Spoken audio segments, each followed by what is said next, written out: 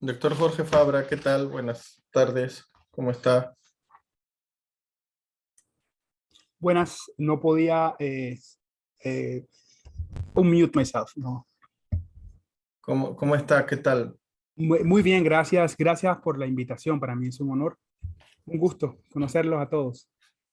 Un honor para nosotros, estimado doctor Jorge Fabra. He Jorge. leído sus lecturas con atención, cuando se presenta también por redes, por Twitter y otros aspectos. Muy Muchas interesante lo que gracias. plantea. Y sobre todo, seguir ampliando este horizonte de la responsabilidad civil.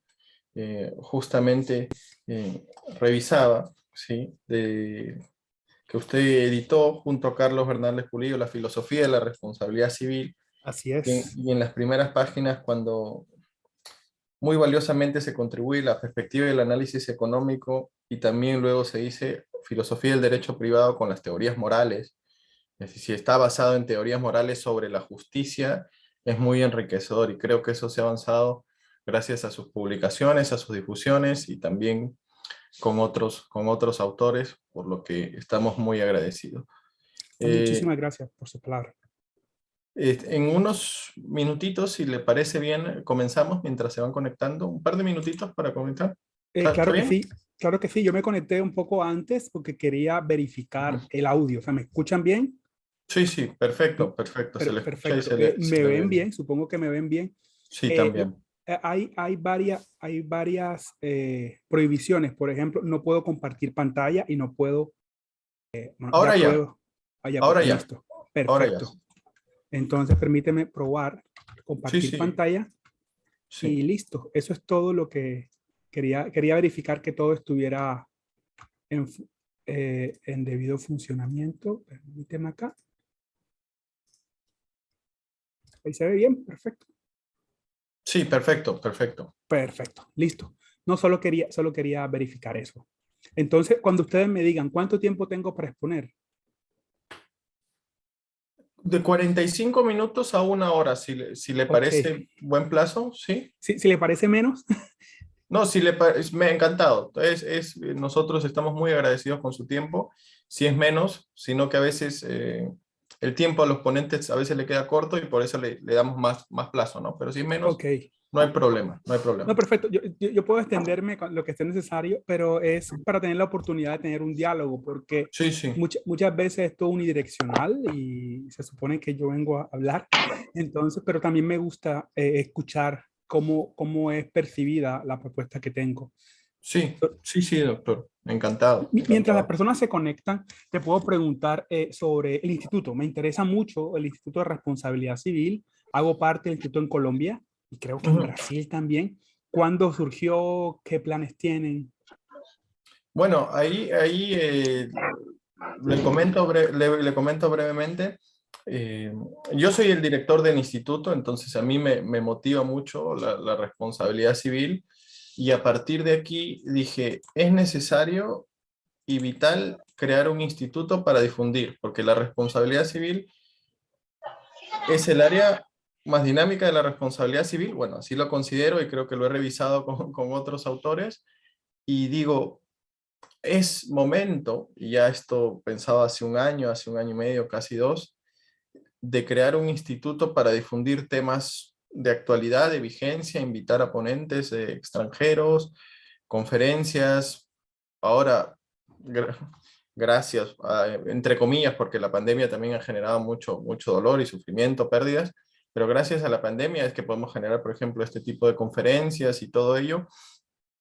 Eh, Crear una revista, que ya le comentaré, una revista, estamos haciendo la primera revista, el primer número, mejor dicho, y con ello promover, esencialmente en la UTP, donde va a ser ahora la ponencia virtual, dicto responsabilidad civil ¿Qué y, es y la es UTP? Universidad Tecnológica del Perú, la Ok, Universidad ¿dónde Tecnológica. queda? Queda en Lima, Lima Centro, Ok, Lima Centro, sí. O sea, en la capital, mejor dicho, en la capital, cuando uno llega vamos a pensar de Colombia, ¿sí? Llega al aeropuerto Jorge Chávez y estará una hora, calcula una hora o 45 minutos, y ahí está la sede principal donde yo soy también coordinador académico, donde lo estamos invitando muy gentilmente ahora Ok. para dictar esta conferencia. Y nos apasiona mucho, particularmente a mí. También está presente el coordinador senior, que es el doctor Pedro Calvay. Pedro Junior, Otra, ok.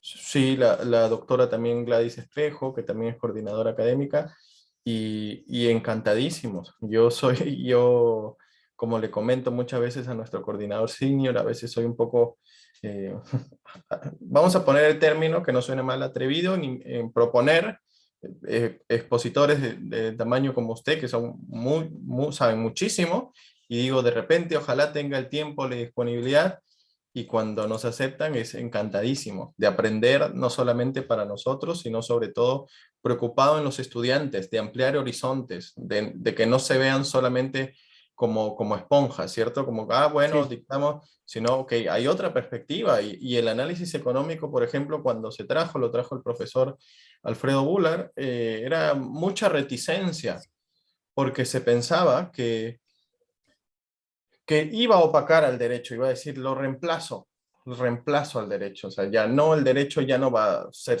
autónomo, y no se entendía que es un complemento, que ayuda, prevención, ha ayudado muchísimo, no solamente en responsabilidad civil, en reales, en muchos ámbitos, y ahora también se promueve, porque estudié yo, doctor Jorge Fabra, le comento, en Girona, estuve en Girona en el 2019 para el máster de ok. años, y ahí se Con promovía. Jordi.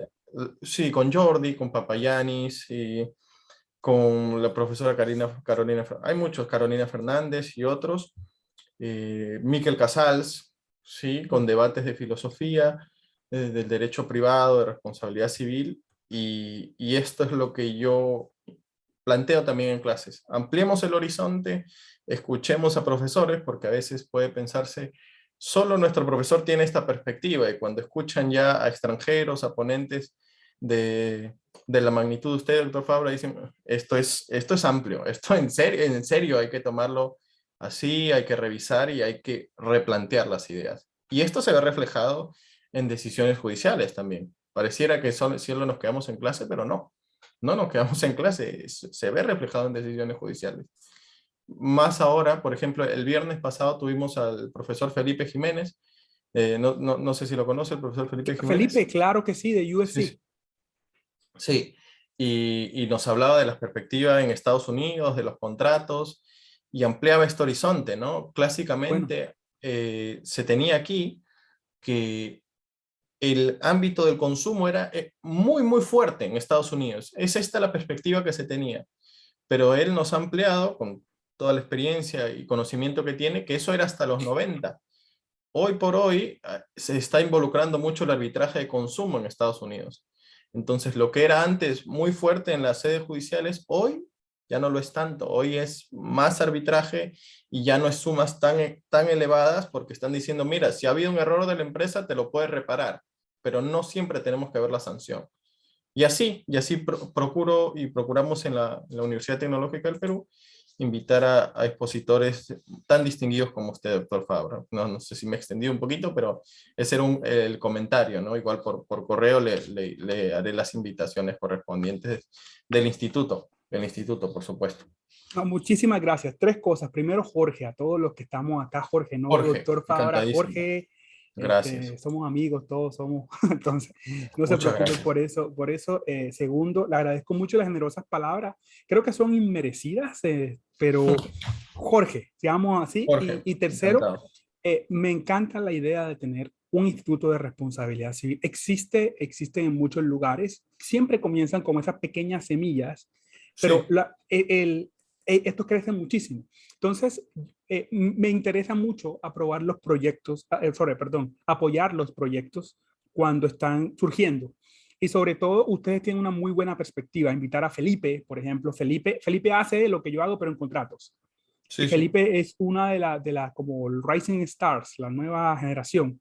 Y sobre todo que tiene una perspectiva orientada hacia el futuro. O sea que hay dos cosas centrales antes de empezar mi conferencia que creo que hay que tener en cuenta siempre. Es, primero, tener esa perspectiva globalizada. El derecho, bueno, son dos cosas. Número uno, el derecho que veo mucha gente joven. Entonces, el derecho que nosotros practicamos, yo me considero joven también, es diferente del derecho que nos enseñaron. O sea, muchos profesores nos enseñan el derecho los últimos 50 años, pero en los últimos 50 años no teníamos lo que nosotros tenemos, internet, todas esas cosas locas, celulares, información a la mano.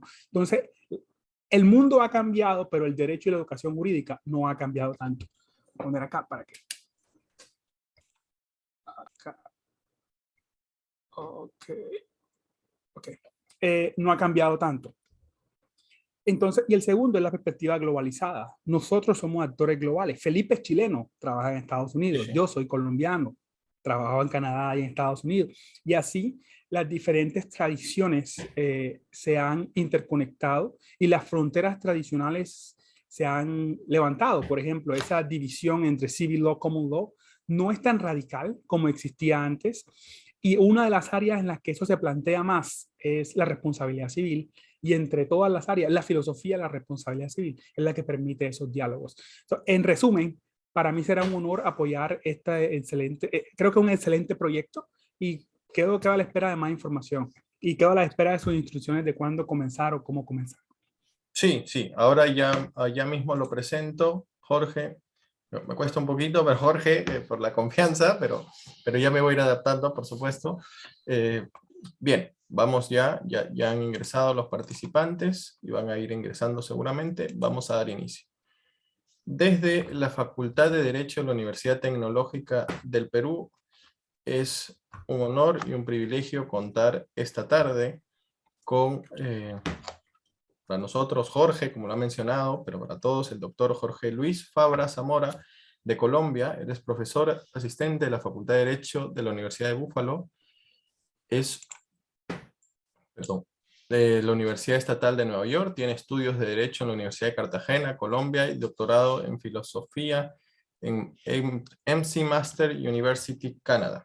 Como también ha publicado diversos libros y ha participado en conferencias también a nivel internacional y en nuestro país, por ejemplo, en el taller Barandiarán, recuerdo una de sus grandes exposiciones, como también ha sido editor de un gran libro que recomiendo, La filosofía de la responsabilidad civil, Universidad Externado de Colombia, ¿de acuerdo? De el año 2013, y hoy nos va a hablar de un tema que es de total actualidad y vigencia, que es la filosofía de la responsabilidad civil extracontractual. Para todos los participantes, tener atención y cuidado con sus audios y cámaras, por favor, para que el expositor pueda llevar de la mejor manera la conferencia.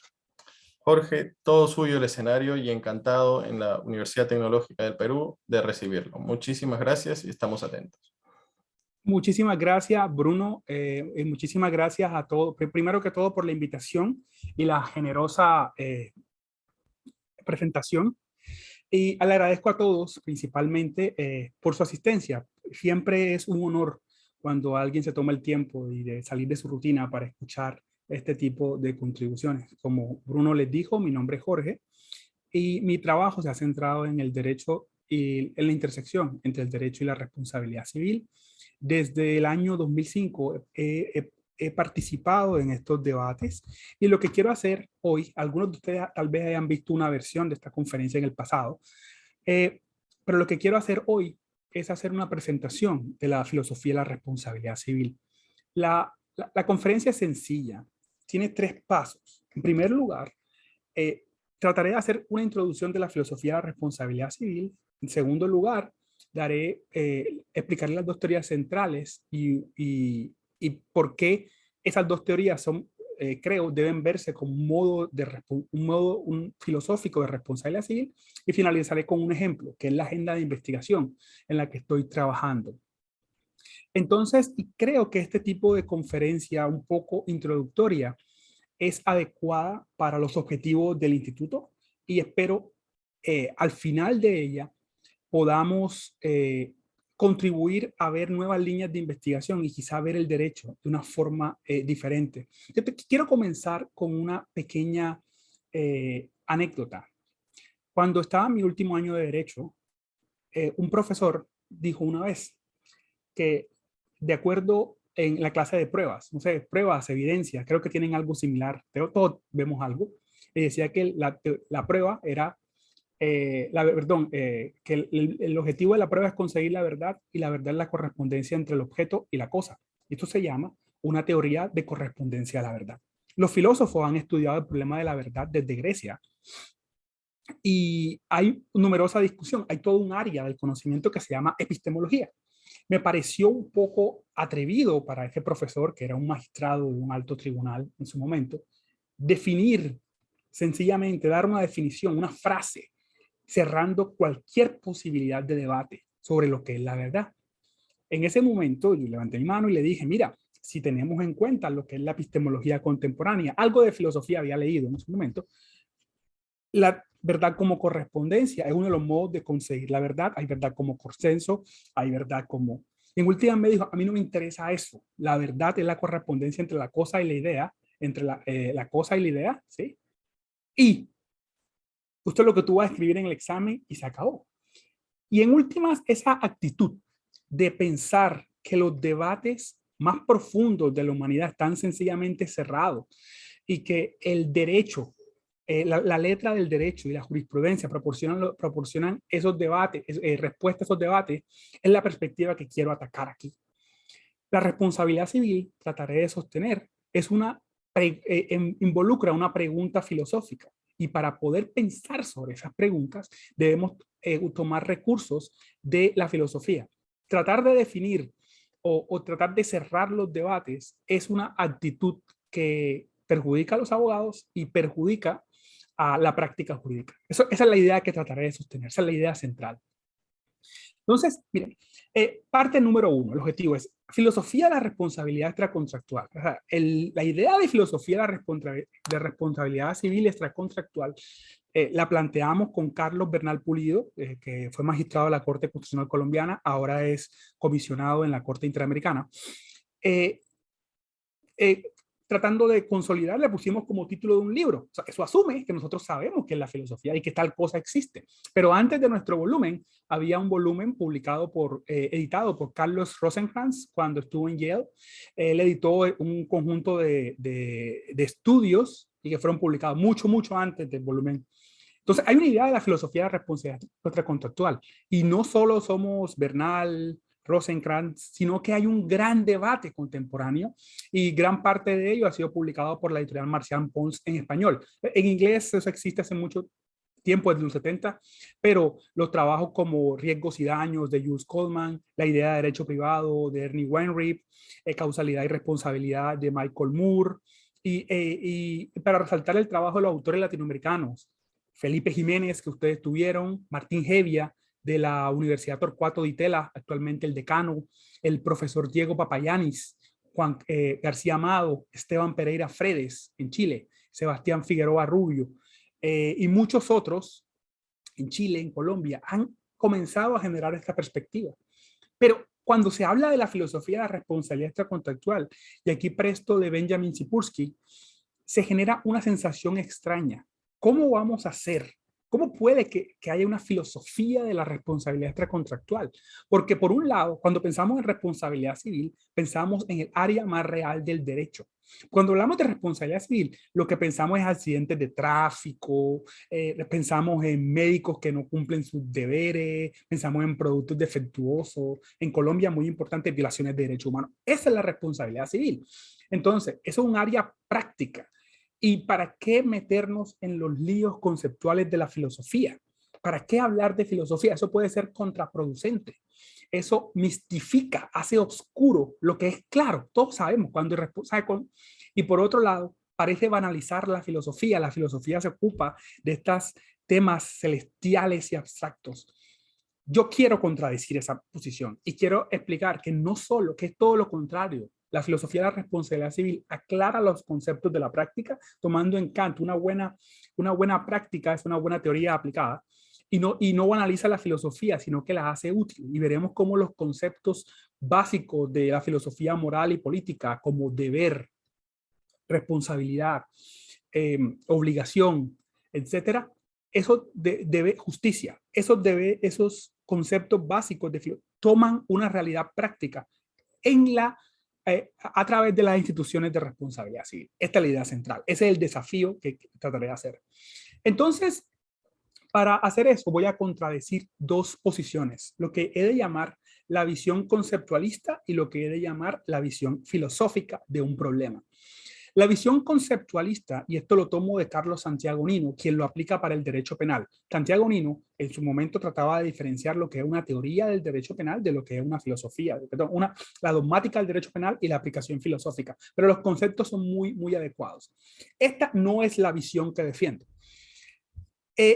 A nosotros se nos enseña responsabilidad civil de una forma muy tradicional. Digamos, la visión conceptualista es la visión tradicional. Dicen que la responsabilidad civil se agota en tres macroconceptos. El concepto de daño, bajo una regla general en Código Civil colombiano, es el artículo 2341, que el que daña a otro está llamado a responder. Hay algo similar en todos los códigos civiles de inspiración francesa.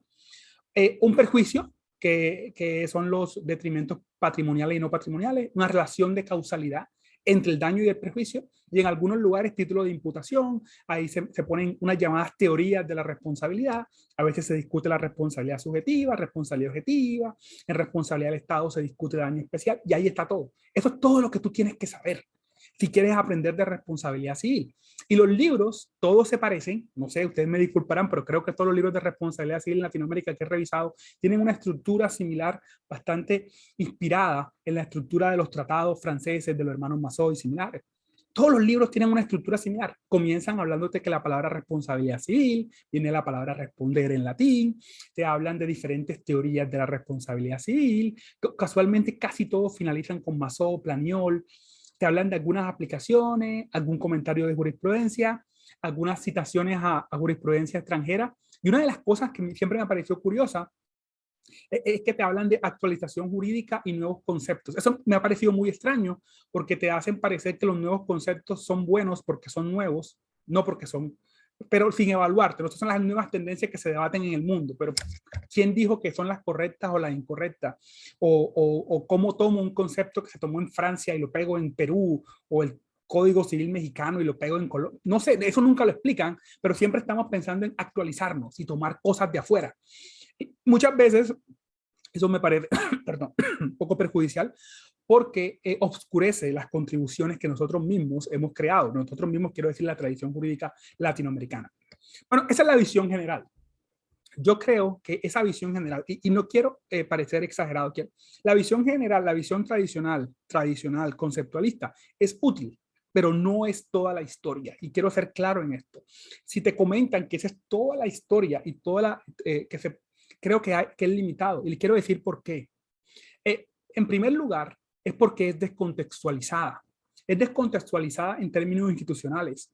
La visión tradicional te habla del concepto de daño en Francia y en Colombia y en Alemania y en España como si fueran una sola cosa, sin tener en cuenta los valores y principios morales de cada sistema jurídico. Eso es un problema serio, y es un problema serio de derecho comparado. Y nosotros, como tradición jurídica latinoamericana, si tal cosa existe, a veces recibimos conceptos de forma poco crítica. La gente va a Italia, estudia 3 años en Italia, viene acá y reinventa el derecho.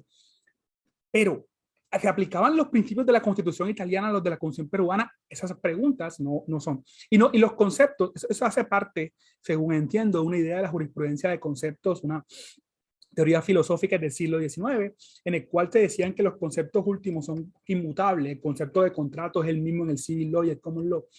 Eso es parcialmente correcto, pero no es totalmente correcto. Nosotros debemos darle más contenido. En segundo lugar, la historia tradicional de los 3 macroconceptos, daño, relación de causalidad, perjuicio, títulos de imputación, es incompleta. Es incompleta porque esconde lo que he de llamar una teoría de los bienes básicos. Es una expresión rawlsiana, una teoría de las cosas que consideramos buenas o correctas en la sociedad.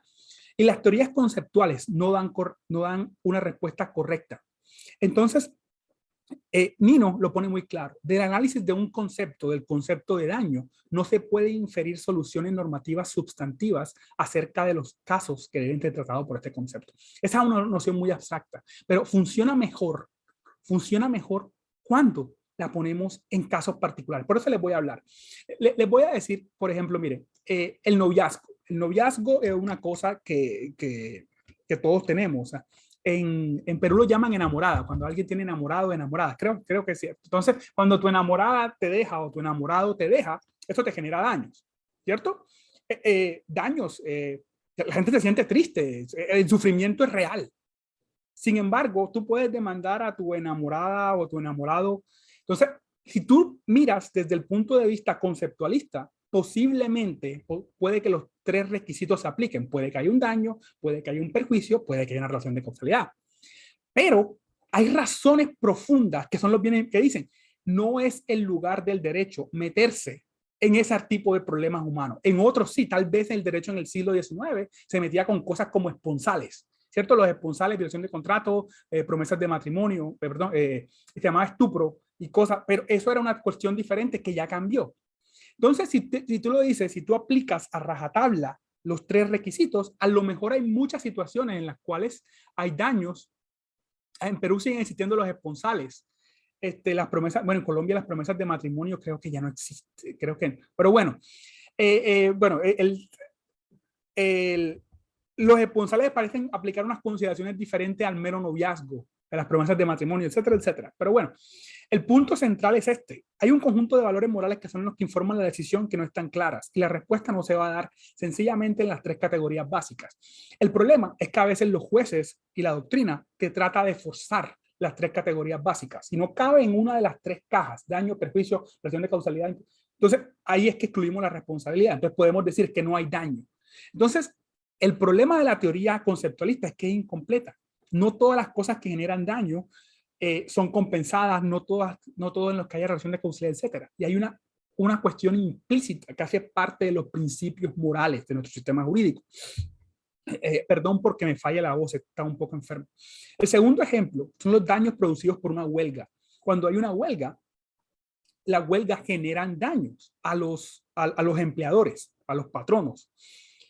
¿Pueden los patronos demandar a los trabajadores por una huelga?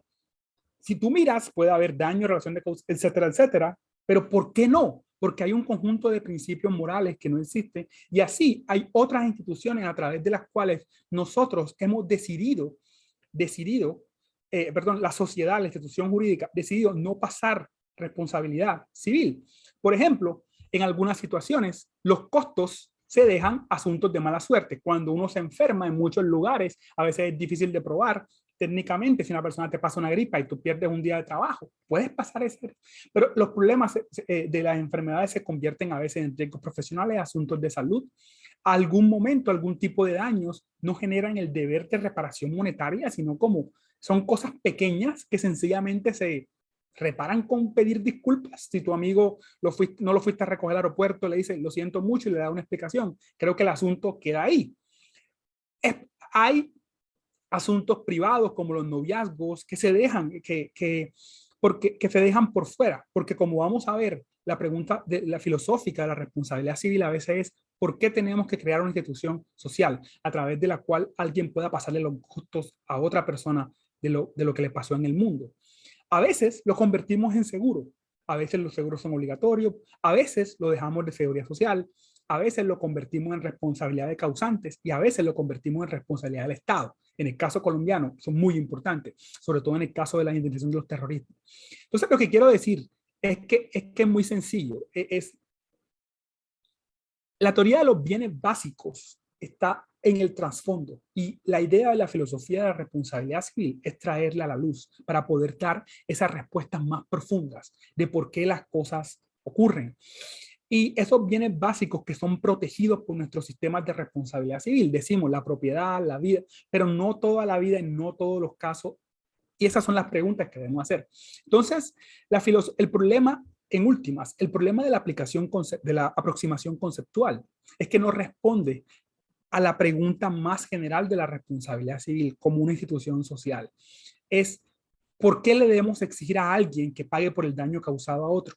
A veces la pregunta es, ¿debe la sociedad asignarle los costos únicamente al causante, a veces a la sociedad, o a veces es la víctima quien debe sufrir los costos, por ejemplo, porque es mala suerte?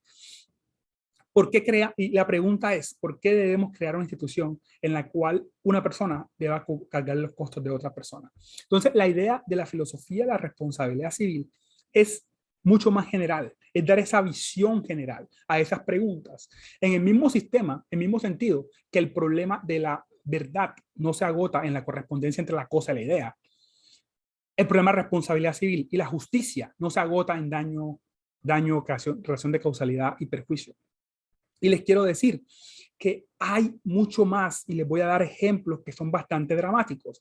Un ejemplo es el caso de los buenos samaritanos. En nuestra tradición jurídica romano-germánica, nosotros tenemos en el Código Penal una obligación positiva de socorro. La omisión de socorro es un delito en Colombia. Las personas debemos ayudar. En muchos países del common law no hay deber positivo de socorro. Y de hecho, si una persona necesita auxilio y alguien lo toca, esa persona puede llegar a ser responsable de los daños causados. Entonces, la Good Samaritan Law, el ley de buen samaritano, aplica diferente. Entonces, no es solo que hubo daño, que no hubo daño. Y todo un ejemplo de lo que quiero decir es que hay una teoría implícita atrás de qué es lo que consideramos valioso o no. Un segundo ejemplo, que es el ejemplo de George Christie, que llama el ejemplo cuando los jueces actúan como reyes filósofos. Él llama así porque los jueces de responsabilidad civil a menudo actúan como los jueces constitucionales que deciden algunas de las disputas más importantes en la sociedad. O sea, por ejemplo, un caso es la libertad de expresión. La libertad de expresión contra los daños de la intimidad son derechos fundamentales consagrados en nuestra Constitución. En nuestras constituciones. Diferentes tradiciones jurídicas tienen diferentes modos de responder a estos debates. Piensen en Amber Heard versus Johnny Depp. Por ejemplo, los casos de Lady Di. Entonces, cuando se revela la intimidad, no sé, que el presidente, este es un caso real, el presidente de Francia tenía una relación extramatrimonial y la prensa lo publica, eso genera daños, pero la situación es diferente si es un ciudadano regular o es el presidente del país. Entonces, ahí hay un tema diferente, hay un conjunto de valores profundos que resuelven la situación. No se trata de si hubo daño o no hubo daño. Y de hecho, en ambos casos, si es un importante funcionario público o un ciudadano regular, hay daños. Pero ¿por qué se decide de forma diferente a uno u otro? Y todas las decisiones que se generen en estos casos permiten estructurar lo que es la libertad de expresión en la sociedad, porque no solo es la libertad de expresión como un derecho constitucional, es la libertad de expresión que permite a los periódicos informar y no ser extorsionados a través de demandas SLAPP suits, que seguramente ustedes han escuchado, demandas para impedir que se revele información. Lo que está ahí no es solo un derecho constitucional, sino cómo opera incluso el mismo negocio de los determinados modelos de negocio. Depende cómo tú resuelvas eso. Por ejemplo, los modelos de negocios de Facebook, Google, etcétera, etcétera, dependen cómo resuelvan eso y cómo se resuelvan las tensiones y qué daños pueden estar llamados a responder.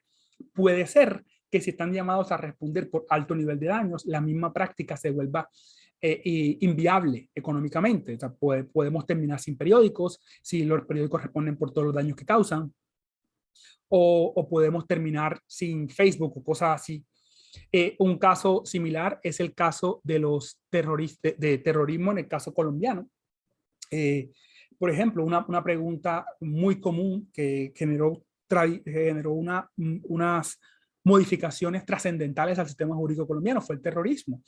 Cuando, creo que hay algo similar en Perú, me excusan por no conocer, pero cuando la FARC y otras guerrillas destruían pueblos, ¿quién está llamado a responder? Entonces, una pregunta es, esto es un asunto de mala suerte, o sea, ¿está la víctima llamada a responder el daño como cuando hay un acto de la naturaleza, un acto de Dios como se conoce acá, hay un terremoto, no tenía seguro, ¿quién tiene que responder tus daños? No puedes pasarle tu costo a nadie. Pero en el caso de la FARC no es tan así. El gobierno tenía un deber positivo de seguridad y no fue cumplido su deber positivo de seguridad y por lo tanto está llamado a responder. Entonces hay como dos escuelas aquí. Por un lado está la escuela de los deberes positivos de seguridad. El gobierno es el garante de la seguridad, tiene monopolio de las armas, incumplió, es negligente en cumplir ese deber de seguridad, por lo tanto el gobierno está llamado a responder por esos hechos. O sea, tú tienes que crear un argumento para llegar a eso.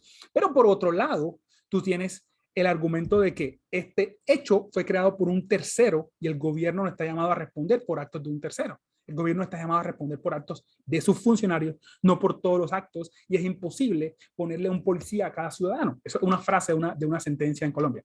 Es imposible ponerle un policía a cada ciudadano. Y en el caso de una guerra o en el caso de un conflicto interno, los ciudadanos deben responder por sus propias pérdidas. No quiero decir que alguna sea mejor que la otra. Lo que quiero señalar son dos cosas. Por un lado, la respuesta no está dada por los tres macroconceptos: daño, relación de causalidad y perjuicio. Y por otro lado, la respuesta va a reconfigurar el sistema jurídico en formas importantísimas. En Colombia, la respuesta fue: el Estado está llamado a responder. Y por esa razón, numerosos casos se creó una nueva línea jurisprudencial de casos y gran parte del presupuesto nacional se fue a compensar daños causados por el terrorismo. Y finalmente, el caso más dramático, creo que ustedes los conocen, los casos de wrongful birth y wrongful life, que son casos que son extraños, son debatidos, hay diferentes jurisprudencias, pero solamente quiero manifestar la magnitud del problema. Wrongful birth and wrongful life son casos que se generan en aquellos sistemas jurídicos. Supongo, voy a repetir cosas que son básicas y supongo que ustedes conocen, pero me excusan. Son casos que se generan en los sistemas jurídicos donde el aborto es permitido. Entonces, si el aborto es permitido en caso de un tipo de malformación genética, entonces una madre le pide al doctor que identifique determinado tipo de malformación genética y el doctor es negligente y no lo identifica cuando debió haberlo hecho. Entonces el bebé nace con una malformación genética o con un determinado trastorno, enfermedad que le genera sufrimiento y dolor por el resto de su vida. Entonces hay diferentes tipos de demandas, wrongful life, tú puedes demandar a tu doctor, pero también hay unas que son demandar a tus padres por haber nacido, por haberte puesto a sufrir cuando tuvieron la opción de interrumpir el embarazo, etcétera, etcétera. Mi punto aquí no es defender un tipo de posición o la otra. Mi punto aquí es resaltar la magnitud del problema. La magnitud del problema es sencilla. ¿Es la vida misma un daño? Ese es el problema. Y si no hay un problema más filosófico, más puramente filosófico, que es, no sé, no creo que deberíamos cerrar la conversación. El problema de los wrongful life and wrongful bill claims es un problema puramente filosófico. ¿Cuál es el sentido de la vida? No, pero tú tienes vida, pero estás sufriendo y tu vida es dolor. Un problema filosófico número uno. Entonces supongamos que sí, la vida misma puede ser un daño porque pudo haber sido evitada y pudo haber sido más agradable, etcétera, etcétera. Tiene un segundo problema que no es meramente el problema filosófico de los teóricos, ¿qué es la vida? ¿Cuándo la vida es feliz? No, un problema práctico. ¿Cómo compensamos cuando la vida es un daño? ¿A qué está? ¿Qué derechos tiene? Entonces esa persona va a vivir 80 años sufriendo, entonces los hospitales tienen que pagarle 80 años por el sufrimiento, es el doctor quien tiene que pagar, ¿cuánto tiene que pagar? ¿Cómo se calcula el sufrimiento menos el no sufrimiento? Esa concurrencia de culpas, etcétera, etcétera. ¿Cuál es la justa indemnización por la vida? No hay respuestas claras sobre estos problemas, pero algo que sí les quiero decir es que no es daño o relación de causalidad, y esa es la perspectiva filosófica. Por eso es que hablo de la perspectiva filosófica. Es difícil pensar qué es la filosofía, y a veces la filosofía se piensa en viejos, con gafas, en libros, y escuchando las cuatro estaciones de Vivaldi, fumando una pipa. Y eso no es la filosofía. La filosofía es, y me encanta esta definición de Isaiah Berlin, son aquellas preguntas que tú no puedes resolver por un diccionario. Son aquellas preguntas que no pueden resolver por observación. Son aquellas preguntas a través de las cuales las personas más sabias del mundo están en disputa. Y esa capacidad de hacer las últimas preguntas es la aproximación filosófica. Mire, la aproximación filosófica a veces es un poco, o sea, no aplica siempre y no aplica en todo momento y en todo lugar, pero es muy útil para repensar los problemas de forma diferente. Quizás un buen modo de pensarla es la afirmación del niño de 5 años, que el niño de 5 años te pregunta por qué, ¿no? ¿Por qué ese es el derecho en Perú? No porque la Corte lo dijo, pero ¿por qué la Corte puede decirlo? Es la pregunta que el niño de 5 años te hace, y a veces cuando crecemos y superamos esa infancia curiosa y entendemos cuáles son las reglas del mundo, no nos hacemos. Pero una pregunta, ¿por qué ellos y no nosotros? ¿Por qué si yo lo escribo? No, porque hay un conjunto de hechos sociales. Y siempre hacerse la pregunta ulterior. La pregunta filosófica no funciona en todos los casos. Déjame revisar algo aquí. Ok, sí, que quiero decir algo. Es porque, por ejemplo, cuando un policía de tránsito te para y tú le vas a preguntar, ¿por qué tiene la autoridad? No, porque me la dio la ley. ¿Y quién le dio la autoridad a ellos? Posiblemente no sea la mejor estrategia, pero en un momento más adelante les voy a decir por qué es útil la responsabilidad civil, y voy a poner esto con más ejemplo, más práctico. Es porque los conceptos de la responsabilidad civil son conceptos indeterminados. Y son conceptos indeterminados y hay que llenarlos de conocimiento, hay que llenarlos de contenido, perdón. Y esa es la función. Entonces, el problema de la responsabilidad civil, la responsabilidad civil es un problema filosófico. Y esto es lo que trataré de sostener.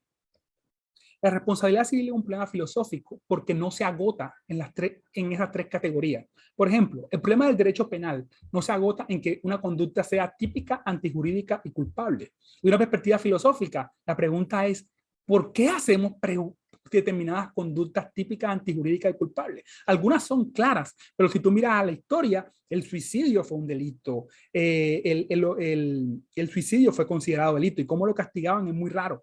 La homosexualidad fue delito en muchos países, etcétera, etcétera. La pregunta que trasciende no son los tres conceptos, la pregunta que trasciende es la libertad humana. Cuando tú limitas la libertad humana, tú tienes que utilizar buenos argumentos. Los argumentos no son sencillamente tirar una moneda hacia el cielo y ver qué pasa, o mirar las nubes y entender el futuro en ellas. Tienen que ser los mejores argumentos posibles. De forma similar, la responsabilidad civil. Esto lo tomo de Arthur Rifstein. La responsabilidad civil regula la libertad humana, pero lo regula de una forma negativa.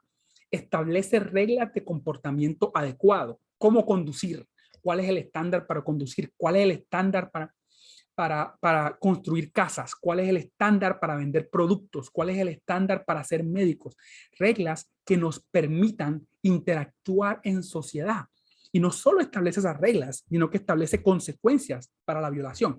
Recuerden, no hay indemnización sin una violación previa. Entonces, hay un estándar para el médico doctor, doctora adecuado. Hay un estándar para el ejercicio de los poderes estatales, el ejercicio del poder judicial. Y cuando se viola ese estándar, hay consecuencias que casi siempre son pecuniarias.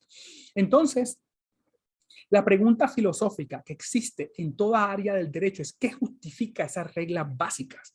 Y toda área del derecho tiene una teoría que está implícita y debe ser justificada. Y esa ha sido la pregunta central de la filosofía de la responsabilidad civil. En el derecho constitucional se dice que el problema es el poder. En el derecho penal es el castigo y las conductas prohibidas. En la responsabilidad civil es cómo creamos reglas para no dañar a otros y cuáles son las consecuencias de dañarlos. Y el problema es el fundamento del deber de reparar. Y ese se convierte en un problema gravísimo, o perdón, no es grave, serio, cuando los accidentes, en muchos casos, nosotros no queremos dañar a los demás, pero las consecuencias de nuestros actos lo implican. Entonces, implican daños y esas consecuencias pueden ser grandiosas, grandes en términos económicos. Entonces, ¿cómo es que yo respondo si no quería llamar a alguien? Y son preguntas que son filosóficas. No pueden ser resueltas por observación, cálculo, no pueden ser resueltas simplemente por enciclopedias o diccionarios. Son respuestas en las preguntas en las cuales las personas más inteligentes de la historia han estado en desacuerdo y debemos darle resolución. Esta frase de Jules Coleman siempre me ha encantado. Es una frase que dice, cuando se limita la libertad individual, cuando se limitan la conducta humana, se deben dar razones y esas razones deben ser coherentes o subsistentes. Coherentes y consistentes. Ninguno de nosotros aceptaría que se limitara nuestra libertad sin llegar a esas razones. Nadie aceptaría que se limitara un derecho porque tiramos una moneda, no, mira, hoy no tienes derecho. O tampoco decir, tienes derecho los lunes y no los martes. Eso no son justificaciones válidas. ¿Cuáles son las justificaciones válidas entonces? Son aquellas que se conectan con los principios morales últimos. Y la tarea de la filosofía de la responsabilidad civil es precisamente esa. Entender en qué medida el derecho de daños, el derecho de responsabilidad es coherente y en qué manera representa una concepción de la justicia y un aspecto de la moral. Entonces, de este modo, la filosofía de la responsabilidad civil se conecta con la filosofía moral, se conecta con la filosofía política, pero como tiene efectos prácticos, se relaciona con la institución, pero también como no veremos hoy por tiempo, con la economía, porque la regulación de un área de actividad puede destruir una actividad entera. Entonces es importante tener en cuenta las consecuencias económicas. Para los que han leído mi trabajo y muy en contra de lo que diría Bullard y mucha gente, yo creo que el análisis económico en realidad es mejor visto como una teoría filosófica, una teoría de carácter consecuencialista y no es la única teoría correcta. Pero bueno, entonces la filosofía de la responsabilidad civil se centra en 3 problemas. El número 1, ¿qué es la responsabilidad civil y cómo se diferencia de otras instituciones? ¿Cómo se diferencia del derecho penal? ¿Cómo se diferencia del seguro? ¿Cómo se diferencia de otros modos de reparación y castigo? Y veremos que esa pregunta es difícil porque a veces la responsabilidad civil castiga, como el daño punitivo, y a veces se dice que la verdad, por ejemplo, repara. Entonces, ¿cómo la responsabilidad es diferente de una comisión de verdad, por ejemplo? La justificación normativa. ¿Qué valores encarna la responsabilidad civil? ¿Es el mejor cuando es eficiente? ¿O es un tipo de justicia correctiva? ¿O es venganza? ¿O es distribución? La pregunta es, la respuesta metodológica es cómo respondo las 2 preguntas anteriores. ¿Cómo sé que mi respuesta conceptual y mi respuesta normativa es correcta? Es una pregunta metodológica. Y el análisis filosófico de preguntas de conceptos básicos. Miren, por ejemplo, ¿cuál es la relación entre responsabilidad civil y democracia? ¿Cómo se aplican las normas jurídicas en el tiempo? ¿Cuáles son las estructuras de las normas jurídicas de responsabilidad civil? Y con esto, en aras del tiempo, he de concluir. Mire, la filosofía de la responsabilidad civil no es importante en todos los casos. Y tal vez muchos de ustedes dirán que la filosofía de la responsabilidad civil no es necesaria para resolver todos los casos. Y el punto aquí, quiero ser claro, el objetivo no es directamente resolver casos. El objetivo de hacer filosofía de la matemática no es enseñarle a los niños de primero cómo sumar o restar. Pues, en el mismo sentido, el objetivo de la filosofía de la ciencia no es hacer mejor ciencia, es entender cómo la ciencia mejor. Entonces, yo quiero hacer muy claro en lo siguiente. Hay que diferenciar casos fáciles de los casos difíciles. En uno de los más importantes, cuando hay casos fáciles, nosotros a veces no tenemos que ir más allá, podemos utilizar el derecho. Si, por ejemplo, su caso es de títulos valores, ustedes lo que tienen que verificar son 3 cosas. Que hay un título que sea exigible, etcétera, etcétera. Eso es lo que tienen. Son casos fáciles, pero les quiero decir 2 cosas. La concepción filosófica surge en los casos difíciles. Los casos que les planteé anteriormente, algunos son fáciles, otros difíciles. Pero los casos difíciles son aquellos que nos definen como juristas. Entonces, esto es una cita de Robert Alexi, que es bien popular en toda Latinoamérica. Nosotros tenemos una idea clara de nuestros conceptos reflejada en la práctica y no tenemos que consultarla en los casos fáciles. Es habitual, es evidente. Es como el concepto de tiempo. Para tomar una frase de San Agustín, si nadie te pregunta qué es el tiempo, tú sabes que apenas te pregunto, tú tienes problemas. Algo similar ocurre, los casos difíciles hacen esos conceptos subyacentes más claro. Debo favorecer a los empleados, debo favorecer a los cómo resolver casos de wrongful birth, cómo resolver casos de libertad de expresión. En esos casos hay que hacer el concepto subyacente transparente a la práctica. Y allí es cuando los conceptos filosóficos profundos se hacen más evidentes y es necesario recurrir a estas consideraciones más profundas de qué es lo adecuado, qué es lo justo, qué es lo correcto, qué es lo eficiente, qué es la justa medida, qué es el justo merecimiento, etcétera, que son los problemas. Y les quiero señalar algo, sobre todo a los abogados jóvenes. Neil McCormick dijo que los abogados tenían 3 competencias. Número 1, resolver los casos fáciles. Número 2, iluminar consideraciones filosóficas para resolver casos difíciles. Y número 3, solamente la consideración filosófica te puede convertir un caso aparentemente fácil en uno difícil. Quiero que repetir eso, solamente consideraciones filosóficas te pueden convertir un caso aparentemente fácil en uno difícil. La filosofía de la responsabilidad civil no solo aplica para casos difíciles, sino también para asuntos de diseño institucional y reforma jurídica. ¿Cómo, cómo repensar el sistema jurídico? Nuestros sistemas jurídicos en Latinoamérica a menudo son calcos son inspirados de los sistemas jurídicos franceses, el Código de 1804, el Código de Napoleón, hecho por una sociedad totalmente diferente, una sociedad sin carros, sin celulares, sin internet. Si es como el colombiano, su código civil probablemente tenga normas sobre qué hacer cuando las abejas se escapan de tu panal, que creo que no es una situación tan común en la actualidad. No sé cuántos árboles hay en Lima cuyos frutos caigan en el clavo del vecino. Tenemos que diseñar el sistema jurídico para responder nuevos desafíos. Y tenemos que tener en cuenta cuáles son los propios valores morales y las propias consideraciones de eficiencia que informa eso. Allí la filosofía de la responsabilidad civil opera en esos diálogos entre legisladores, jueces, en la resolución de casos.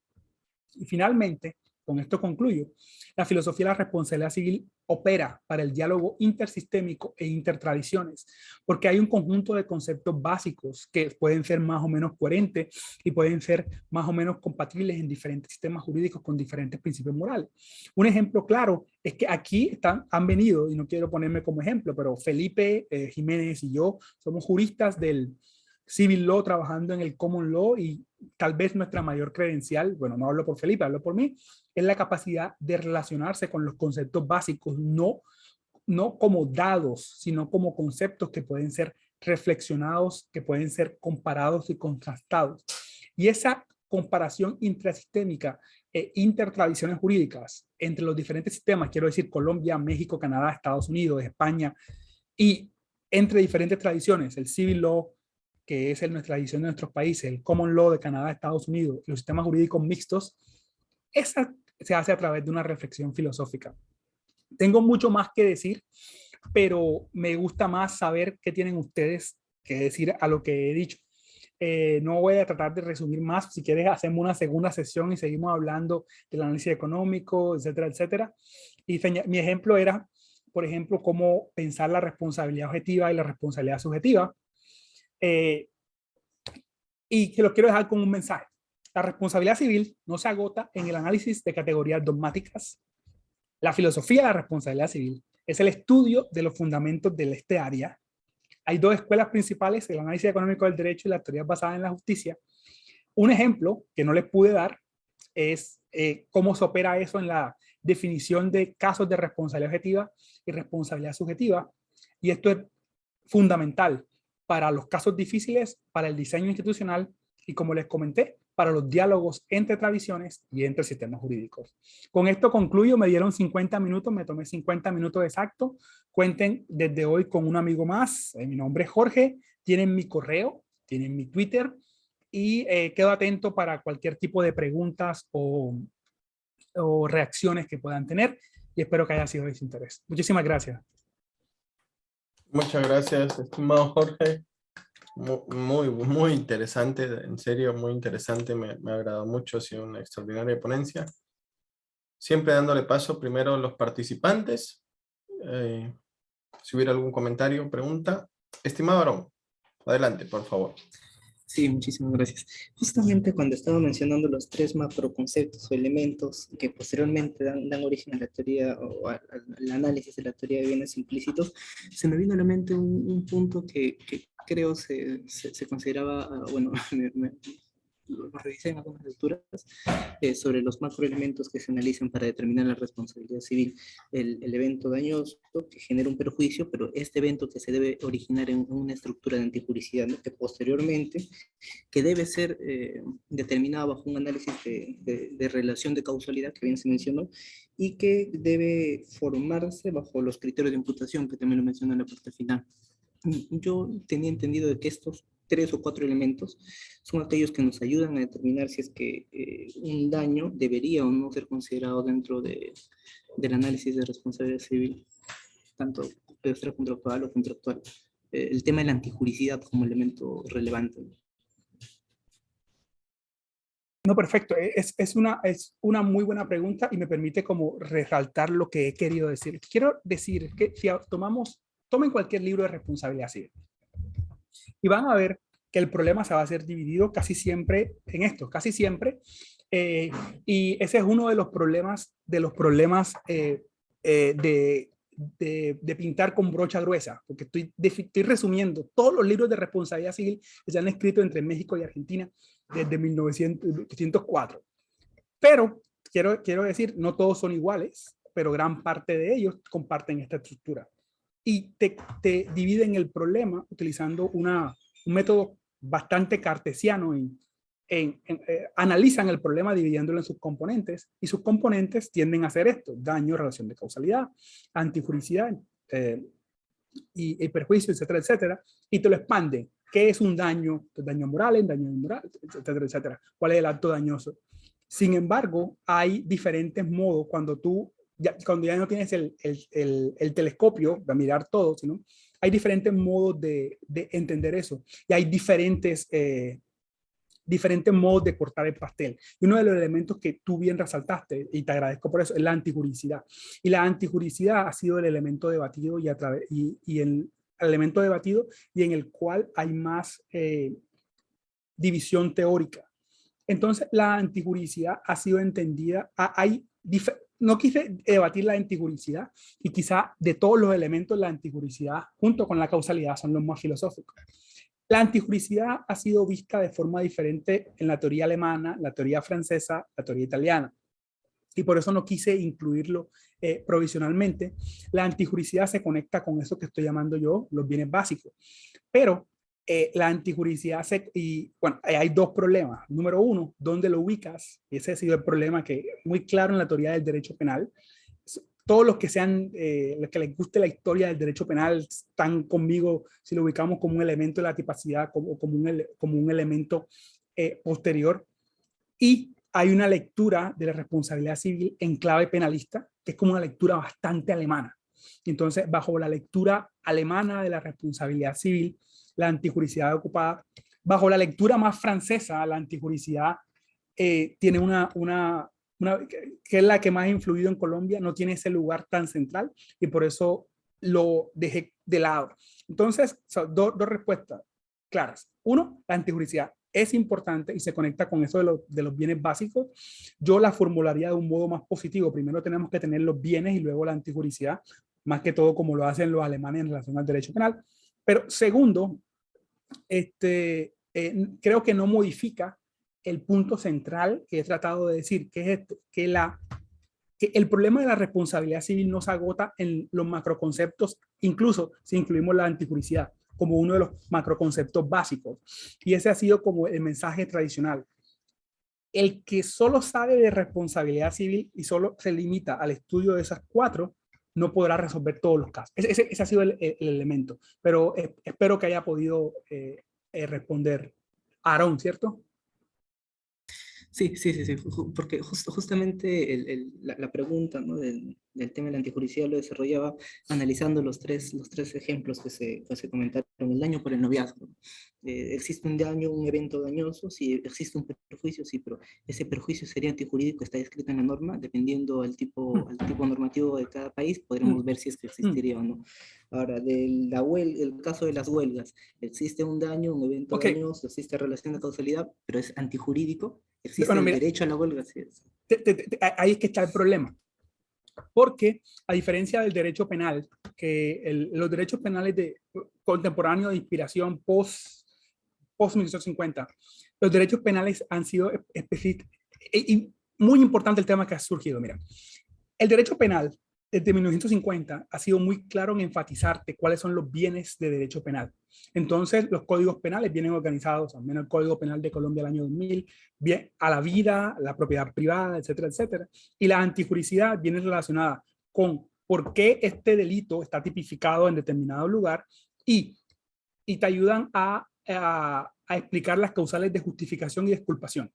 Entonces, el derecho penal es muy claro con la antijuricidad. El problema de la responsabilidad civil, sobre todo de aquella inspiración francesa, o peor aún, aquella que mezcla todo con todo y habla de imputación objetiva en responsabilidad civil, que a veces funciona, a veces no. es que la responsabilidad civil parte de utilizar un tipo general. Y ese es el problema de la responsabilidad civil, porque lo que te va a decir la responsabilidad civil es aquel que daña a otro. Entonces, lo que veremos es que el modelo más contemporáneo de responsabilidad civil, por ejemplo, el Código Único, Código Unificado de Responsabilidad Civil de Europa, o el Federal Statement of Tort Law del Common Law, comienza con una visión diferente. Es cuáles son los valores básicos que informan esto. Entonces, allí podemos comenzar a hablar más claro de la antijuricidad. Pero si tú partes, o sea, no quiero como, no estoy criticando lo que tú estás diciendo, sino que el modo de análisis que tú estás proponiendo es el correcto. El problema es que cuando utilizamos el Código Civil que te dice en el artículo 35 que hay que leerlo literalmente, etcétera, etcétera, no, la antijuricidad no se ve tan clara porque no tiene la misma estructura conceptual de bienes básicos que sí puede observar en algunos códigos penales. ¿Eso ayuda? Sí, sí, muchísimas gracias. No, gracias a ti, Aaron. Muchas gracias, Aaron. ¿Alguna otra pregunta?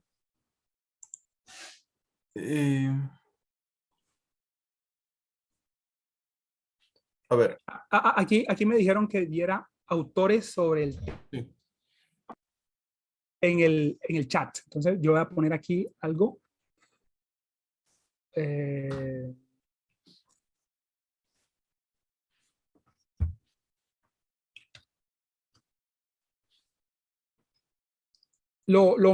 Sobre los autores que pidieron el chat, este que está aquí, el editor de este libro es un excelente autor, o sea, que créanme, este tipo es muy bueno, este que está aquí.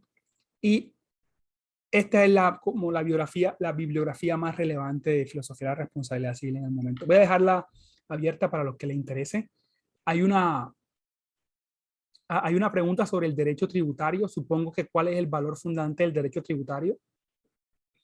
Es una buena pregunta. No soy tributarista y no podría darla. Les comento, de hecho, hay un análisis, una reflexión filosófica sobre el derecho tributario. Hace un par de años yo edité con la UNAM una enciclopedia de filosofía del derecho. Permítanme un segundo y les muestro algo.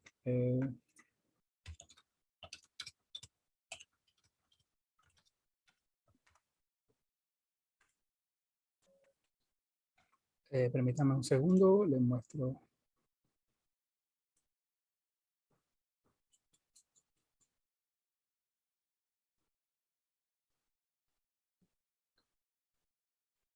¿O se perdió?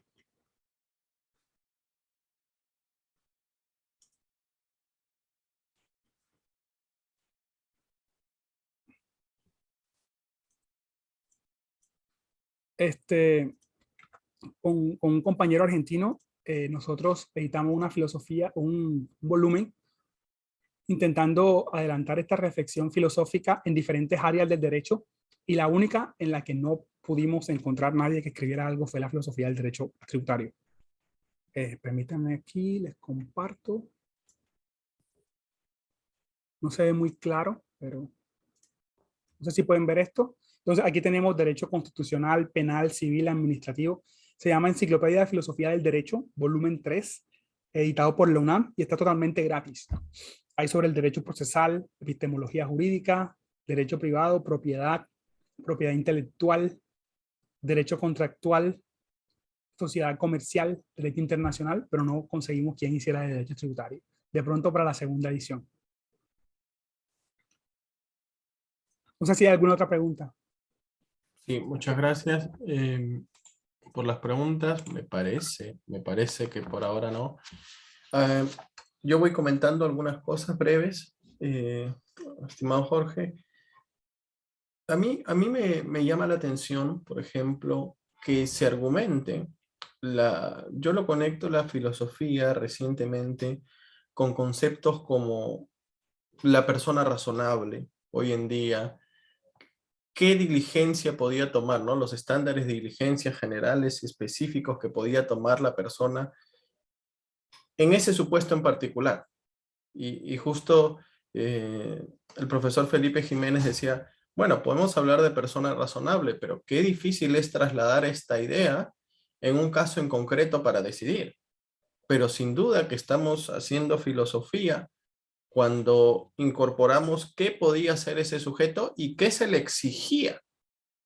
Y a partir de aquí, pensar las decisiones de los casos conectado mucho con las funciones de la responsabilidad civil. Mucho. A mí me parece cuando se habla de la idea de satisfacer lo que la persona quería con el inicio de ese juicio. ¿Qué quería lograr con eso? Entonces, clásicamente se dice, responsabilidad civil, dinero. En realidad, solo dinero. Y justo hace unos días, y todavía la fuente está por confirmar, eh, tenía la información que Johnny Depp no iba a aceptar el pago. O sea, no iba por ese sentido. Él decía, yo quería limpiar mi imagen, o quería, ¿no? La imagen que yo tenía no quiero que se vea desquebrajada. El dinero es secundario. Entonces, justo a propósito, que en la ponencia mencionaba la idea de disculpas, y yo pensaba si las disculpas podían utilizarse netamente, o lo que se conoce también como los daños nominales. Hago este juicio simplemente para que el mensaje se dé. Y así sea $1, así sea un euro, un sol aquí en Perú, un peso, por donde estemos.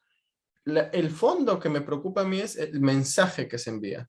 Aunque te establezcan solo $1, y aquí uno podría decir, estás haciendo que todo un sistema se mueva para que te den $1, pero el propósito de la persona es, a partir de la idea de satisfacción, no me satisface una cuestión alta, sino simplemente más el mensaje. ¿O qué tal si con las disculpas, para mí ya la indemnización se cumplió? No necesito más que la disculpa, solo quiero eso. Por otro lado, me pongo a pensar un conjunto de casos que se han dado aquí en Perú, y los trataré de hacer muy cortitos, estimado Jorge, para pensarlo, ¿cierto? Una persona es atropellada por un conductor de una empresa de buses que tenía muchas papeletas o infracciones de tránsito, lo impacta, lo arroja 10 metros, termina falleciendo y se establece un monto alto. Entonces, y aquí la pregunta es en la filosofía, y yo lo conecto mucho con el daño moral, por ejemplo, que habla de los sentimientos, y si la persona nos preocupa en serio, y sobre ello también estoy trabajando, si establecemos un monto alto, y justamente ahí yo creo que se cae la idea de civil y penal como algo tan rígido, si establecemos un monto alto, ¿por qué no puede ser visto en la vía civil? Como punitivo, ¿cierto? Daño punitivo, o sea, como, ¿por qué no en la vía civil? Porque te comento, aquí eso fue un caso, como falleció la persona, fue en la vía penal. Pero posiblemente, si se hubiera llevado este caso a la vía civil, no hubiera sido tanto el monto. ¿Por qué? Porque hay una idea de, en la vía civil no se debe sancionar, el daño punitivo no está regulado, y incluso se pretendió, estimado Jorge, incorporar vía decisión judicial. Se incorpora daños punitivos por despidos laborales aquí, ¿no? Te comento. Y luego se dijo, no, espere, acá nuestra principal fuente es la ley. No, no, no, daño punitivo no. O sea, no vía penal, y esto por supuesto ha tenido muchos autores que han escrito que por qué no en la vía civil, y cómo se está usando la idea de sentimientos, entendido como esta afectación emocional temporal, daño moral, y conectarlo con las funciones en sí, que a mí creo que me genera mucho interés pensar las decisiones judiciales, sobre todo hacia dónde va, cómo lo traslado hacia la persona, hacia una empresa, hacia la compañía de seguros. Al final, si pensamos solamente en las partes o lo distribuimos. Y fíjate que aquí se dio un caso, estimado Jorge, también bastante interesante, que fue, hubo como una población afectada por un derrame de mercurio y se llegaron a dar transacciones extrajudiciales. ¿De acuerdo? Y de ahí te comparto el caso, porque es bastante más amplio de lo que te estoy resumiendo en cuestión de segundos. Y el tema fue que se dijo, la idea de transacción, y aquí creo que es un tema filosófico interesante, me parece, es ¿dejo a las personas que decidan qué es lo mejor para ellas o debe intervenir un juez para evaluar si efectivamente está cediendo cuestiones proporcionadas entre ellos? Entonces la ley, fíjate, decía, no, el juez tiene que evaluarlo. O sea, el juez es el que tiene que decidir cuánto cede cada uno y si es correcto lo que está cediendo. Pero ahí se dio, y esto fue incluso como la idea del primer precedente en nuestro país, y se dijo, no, las partes pueden acordar, son libres.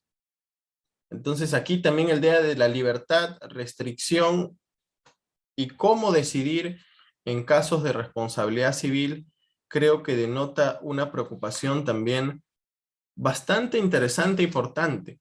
Estos son unos primeros comentarios. Han habido otros casos, ¿no? 1 millón de soles ha sido casos de muy alto, muy alto. Otro, por ejemplo, ha sido del caso Brunito, que también luego te lo compartiré. Y como lo comento, es gracioso que sea Brunito y yo me llame Bruno, y siempre que lo comento me genera un poco de gracia, pero se estableció, gracia por el nombre, nada más, pero era un niño que falleció por un accidente de tren, y se estableció el monto de 800.000 soles. Entonces, ¿cuál fue el argumento en el fondo cuando se ha analizado, y profesores y todo ello? En el fondo era ver quién tiene más dinero para pagar eso. No analizar tanto, justamente que comentaba Aarón, los elementos, porque, y aquí es simplemente porque hay un niño, siempre se debe hacer responsable a la empresa, y es como interesante pensarlo, siempre. ¿Y qué hizo la diligencia, justo que hablaba en los primeros minutos? Permite denotar que debería al menos asignarse o incluso liberarse a la empresa si es que el padre siquiera, o madre o persona a cargo, acredita que hizo algo al menos para que el menor no le pase. Pero si no, ¿cuál sería el sentido? Esos serían algunos comentarios, estimado Jorge. Muchísimas gracias. Hay mucho. Estaba tratando de tomar notas de todo y tratar de tener como un hilo conductor. Pero lo primero que voy a decir como mi punto cero es, el problema de la filosofía es iluminar las consideraciones aplicables, no necesariamente resolver los casos. Entonces, mi contribución, por un lado, es frustrante, en el sentido de que nosotros queremos respuestas prácticas, es lo que el abogado quiere. Y lo que el filósofo quiere es como vamos a pensar, y siempre hay tiempo para pensar. Alexis decía que el filósofo del derecho está entre los dos mundos, porque los filósofos tienen tiempo infinito para pensar, pero los abogados tienen que actuar bajo las consideraciones institucionales, tiempo limitado, recursos limitados, casi siempre un término, no sé, 30 días, etcétera, etcétera. Entonces, vamos a pensar de las funciones. Lo primero que tú hablaste y la filosofía de la responsabilidad civil lo que hace es iluminar la razón. ¿Cuál es el universo de consideraciones aplicables aquí? Están las consideraciones de la ley, de nuestro sistema jurídico, pero también los principios morales que informan nuestro sistema jurídico. Entonces, el primer concepto es la persona razonable. Entonces, la persona razonable, vamos a señalarlo así con toda claridad, es uno de los conceptos más discutidos de la filosofía de la responsabilidad civil. Hay este autor Arthur Ripstein y John Gardner tienen ese. ¿Qué significa una persona razonable? De hecho, que antes de pensarlo yo sabía que, así como el tiempo, antes de pensarlo yo sabía que era, ahora que lo pienso no sé. Por un lado, ¿qué es una persona razonable? Y tú has visto este movimiento filosófico de los movimientos feministas raciales. ¿Quién era la persona razonable? Y si tú buscas la ley, era hombre mayor de 18 años que tenía propiedad. Entonces, ese es uno. ¿Por qué no hablamos porque si tú buscas la ley, al menos la ley colombiana todavía habla del hombre razonable o el buen padre de familia, ¿cierto? ¿Y qué pasa con la mujer razonable? ¿Y qué pasa con el indígena razonable? Con los indígenas razonables. ¿Cómo? Entonces, y cuando tú lo pones así, hay dos tensiones. Por un lado, está el criterio jurídico y las razones de legalidad, pero por otro lado, puede surgir que vayas como segmentando la sociedad en grupos y se aplican diferentes consideraciones para diferentes grupos, si ello fuera así. Entonces tú tienes siempre la perspectiva del victimario y la perspectiva de la víctima. Entonces la víctima va a decir, no, si fue un hombre razonable, hay responsabilidad, pero si fue un niño razonable o otro grupo, entonces no hay, entonces se genera un problema del principio de legalidad. Entonces, no te estoy dando una respuesta, siendo como mira el debate nada más de pensar que es una persona razonable. Y hay un modo más importante cuando tú piensas, ¿cuáles son las razones que justifican utilizar las personas razonables? Hay personas que te dirían que es una ficción. La persona razonable en última no es la persona razonable, sino aquella que el juez considera la persona razonable. Entonces, en los sistemas del common law es más complicado, porque la persona razonable es un tema de prueba, no un tema jurídico. Entonces, es aquella que el jurado consideró una persona razonable y no se va a debatir nunca más en la segunda instancia. Entonces, si tú lo piensas como necesitamos esa ficción de que el juez se ponga en el lugar del actor. Necesitamos esa ficción en el siglo XXI. Por ejemplo, en el siglo XIX, cuando se escribió el Código Civil, ¿cómo se demostraba la paternidad? Esto es un poco de ciencia ficción lo que les estoy diciendo, pero pensemos en el universo de consideraciones. En el siglo XIX, cuando se buscaba justificar la paternidad y no teníamos exámenes de ADN, la paternidad se demostraba por cartas, se demostraba por indicios, pero lo que mostraban la paternidad. O hay una presunción de los hijos en el matrimonio, etcétera, etcétera. Hoy es por prueba de ADN. Entonces, y eso era necesario en el siglo XIX porque no había otro modo de probar. Entonces, pensemos en el mundo contemporáneo. Hay otros modos de probar y hay quien ha dicho, mira, podemos hacer simulaciones, podemos hacer un modelo. No estoy diciendo que sea mejor o peor, pero si corremos un modelo 10 veces y el modelo dice. Entonces, en últimas es mejor, en última es, ¿qué nos concede más certeza? ¿Tirar una moneda, inventarnos que un juez se ponga en el lugar de otra persona o correr un modelo o hacer una consulta estadística? A veces es lo que hacen los jurados en el common law, que a veces es muy extraño, que le hacen una tabulación de estadística. ¿Usted qué haría en este lugar? Y tabulan y ahí se determina la culpa o la concurrencia de culpas. Es muy extraño. Puede sonar a ciencia ficción lo que estoy diciendo, pero hay un teórico de la responsabilidad civil que se llama Ariel Porat, que está diciendo esto, para pensar hacia el futuro. Esto es ciencia ficción, casi Minority Report, pero que hoy con los profiling que te generan las redes sociales, te podría hablar incluso de un derecho individualizado, un conjunto de consideraciones que te aplica a cada individuo. Jurídica, o sea, y qué efecto tendría eso para el rule of law, para el principio de legalidad. No sé qué tan cierto sea eso, pero la pregunta permanece. ¿Necesitamos a una figura como la persona razonable? La segunda es, ¿qué consiste la reparación? Tú hablaste de las disculpas. Y que, bueno, ¿qué debe ser reparado? Una pregunta filosófica. Los filósofos han debatido preguntas sobre, por ejemplo, este es un ejemplo medio teórico, medio práctico. Imagínese que una persona tiene un accidente y pierde una pierna y en virtud que ganó esa pierna se vuelve un deportista paralímpico y se gana la medalla de oro en los Juegos Paralímpicos. Entonces ahora es famosa y alguien podría decir que la persona está en mejor situación por el accidente que antes. Entonces que cuando demanda perjuicios morales no están justificados y la suma $250,000 o $1 millón no debe ser pagada. Estamos hablando de $1 millón de plata. Entonces, la pregunta ahí es, ¿qué justifica los perjuicios morales? Entonces, y si tú lo dices, no, los perjuicios morales son sufrimiento. Y cuando tú vas de nuevo a tirar la moneda al cielo y tomar una decisión, los perjuicios morales en muchos sistemas jurídicos se parecen a tirar una moneda al cielo y decir, yo creo que tú sufriste 100 gramos oro, yo creo que tú sufriste 200 gramos oro. Y cuando tú miras las comparaciones entre diferentes casos, no, yo pienso que tortura es peor que violación, yo pienso que perder un dedo es peor que perder una pierna. ¿Qué justifica eso? ¿Qué justificamos eso? Ese es un conjunto de problemas porque hoy algunos neurocientíficos te han dicho, mira, nosotros podemos medir objetivamente el sufrimiento de una persona. Esa evidencia no es admitida en corte, pero es posible medir cuánto una persona está sufriendo, cuánto es el nivel de dolor. Debemos utilizar ese tipo de tecnología o seguir tirando la moneda al cielo y tirar al ojo, porque lo hacemos al ojo. Hasta donde recuerdo, lo hacemos al ojo y le preguntamos a las víctimas en la corte cuánto sufrió, usted estuvo muy triste o no estuvo muy triste, y las contrapartes a menudo dicen, no, pero mira que esta es una foto tuya feliz en Facebook, así que usted no estuvo tan triste como usted dice. Estas son las pruebas que tenemos. Entonces, pero bueno, un punto adicional es ¿qué repara eso? ¿Cómo se considera reparación? Entonces, tú hablaste de la disculpa como reparación y sobre todo cuando el fin de la demanda no es necesariamente obtener dinero. Aquí les voy a poner un problema aún mucho mayor, que es la perspectiva filosófica, pero también conectada con el derecho internacional, cuando se pone el problema de la compensación como un problema sistémico. Les voy a aumentar la apuesta. En Colombia hay 7.5 millones de víctimas del conflicto armado, las cuales tienen derecho a una compensación. Si tú pones la suma de la compensación plena que todos esos 7.5 millones de víctimas merecen, es una cantidad de dinero que es 10 veces superior al presupuesto de Colombia, anual.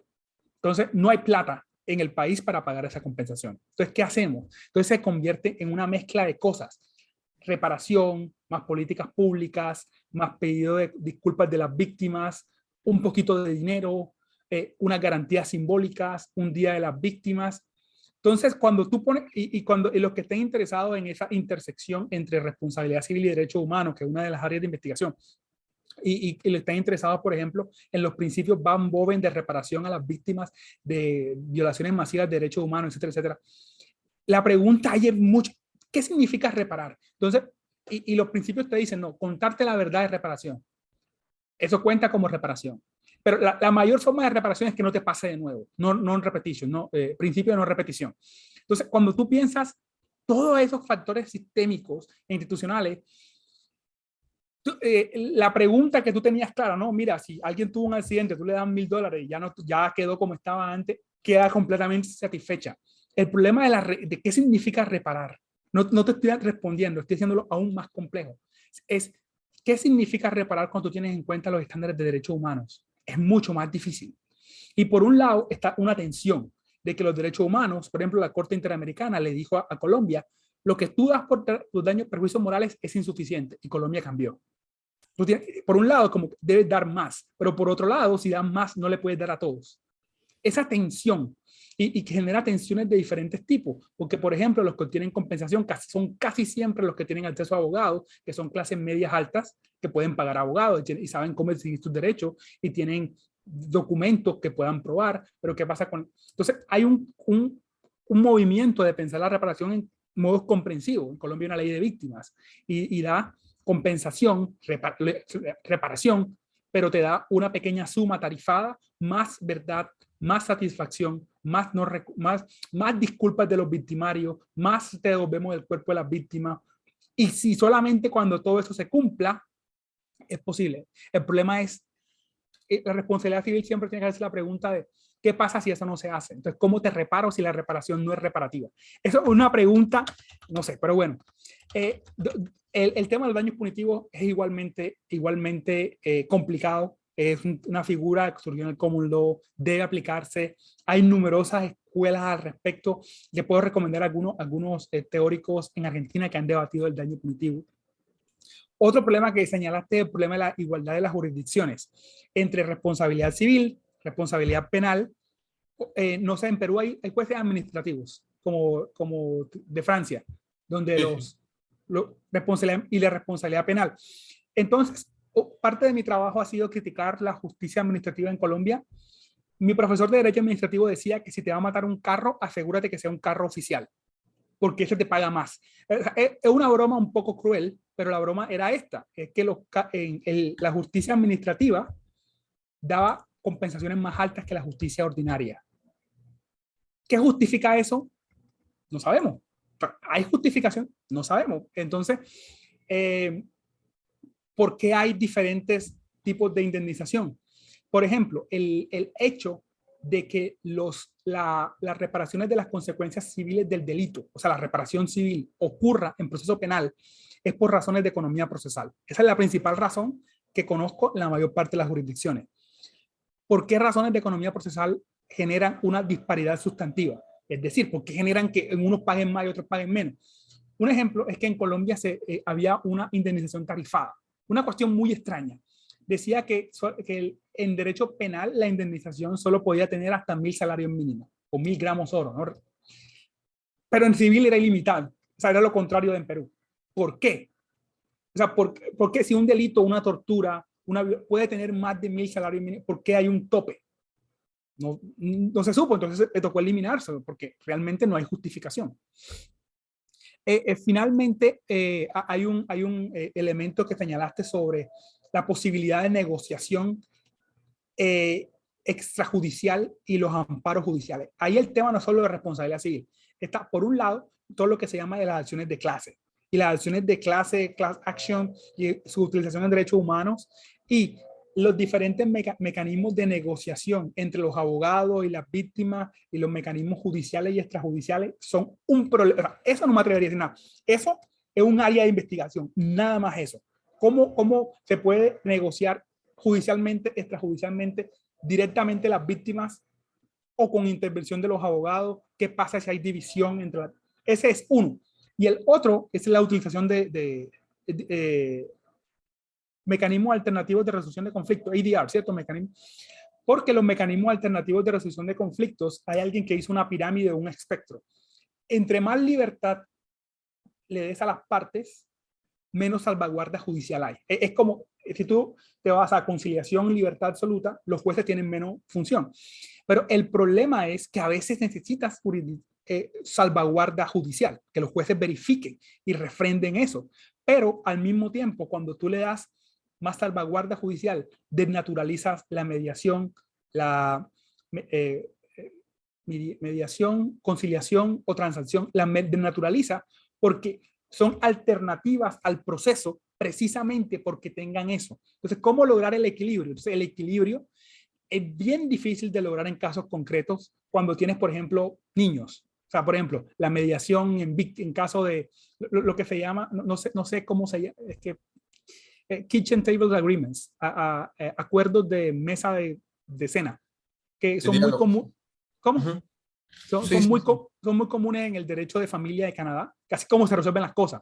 Tú te preguntas, entonces, pero son acuerdos a través de los cuales la idea es que no tenga supervisión judicial, pero el problema es que hay niños. Entonces, ¿tú cómo verificas el interés superior del menor cuando no hay supervisión judicial? Eso es un problema grandísimo y de forma similar, bueno, un método que se ha dicho, pero esto no es filosofía, esto es mecanismo alternativo, se llama co-lawyering o coabogacía, donde las dos partes son como abogados de ambos. Esa es como que la sugerencia que he visto en la literatura para eso. Y finalmente, lo que mencionaste, todos los casos con niños son complicados. Un aspecto bien complicado es la indemnización de los niños. En el caso colombiano, por ejemplo, hay muchos debates sobre cuánto ganaría un niño, el daño futuro emergente de un niño. O sea, que si un niño tiene 8 años y muere, ¿cuál es la compensación que se le debe dar? Es doctrinalmente es muy difícil. Todos son en base a medio ficciones, pero ¿cómo lo hace? Entonces hay dos escuelas. Algunas escuelas dicen que no hay que hacerlo porque no hay seguridad de que ese niño iba a alcanzar la mayoría de edad y va a tener. Otra escuela te dice que tienes que declarar desde los 18 años en adelante el salario mínimo legal, pero otras escuelas te dicen, pero si tú puedes demostrar que el niño era extremadamente inteligente y iba a ganar más del salario mínimo legal, ¿cómo puedo tener una compensación justa y suficiente? Estamos hablando de pesos en grande, porque estamos hablando del salario mínimo legal desde los 18 hasta los 65 años, de un menor de edad. Entonces son como 40, casi 40 años de salario. Eso es mucha plata. Entonces, bueno, no sé, en última no he dado respuesta a algo en específico, sino de nuevo mi función es iluminar las concepciones de derecho. He visto aquí varios temas de vida y diligencia, pericias psicológicas. Bueno, sí, yo creo que el tema de pericia psicológica es cuando mencioné el tema del daño moral. De nuevo, bueno, ¿cómo lo mides? ¿Y cuál es la evidencia que justifique eso? Hay un aspecto procesal, hay un aspecto sustantivo. ¿Cuál es la reparación integral por casos de violación? Esta es una pregunta muy difícil. Es muy difícil. Hay reglas en todos los sistemas jurídicos, hay límites a los daños morales.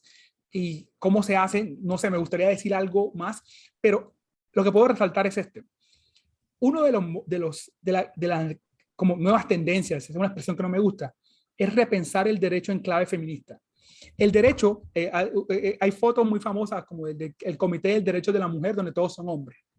Eso es una visión muy clara, o sea, que la Corte Suprema todos son hombres y nadie va a resolver. Y van a resolver cuál es la violación, cuáles son la iniciación propia para un caso de violación.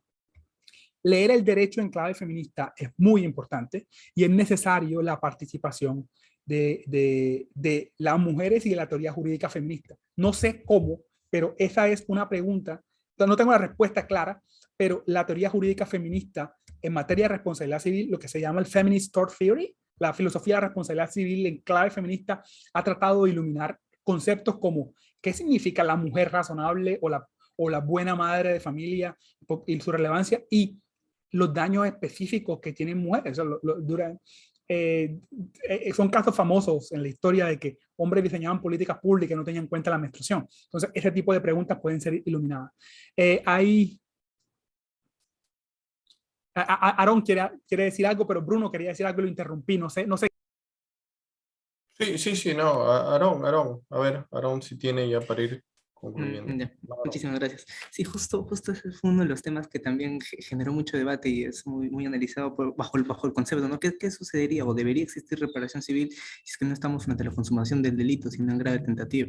Si no existe violación como tal, si no se le condena a la persona por violación, sino simplemente existe el proceso como tal y las afectaciones hacia la persona por los hechos destinados a realizar la violación, ¿no? Y justo en ese análisis es que se analizaban como elementos macros los daños patrimoniales y extrapatrimoniales, los denominados daños morales, daños hacia la persona, ¿no? Daños a la integridad de la persona, etcétera, etcétera. Los daños patrimoniales, tal vez las consecuencias económicas posteriores que pudo haberse ocasionado a raíz de la tentativa de violación o de la violación como tal, que haya sido necesario que se vaya a terapia, que tome algunos medicamentos, elementos que se tienen que analizar en conjunto para determinar como tal un modelo de responsabilidad civil.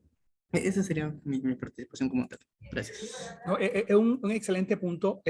No tengo algo específico que decir porque gran parte de esto, el problema de los filósofos, que hay consideraciones doctrinales que aplican, por ejemplo, el procedimiento civil y penal de Perú.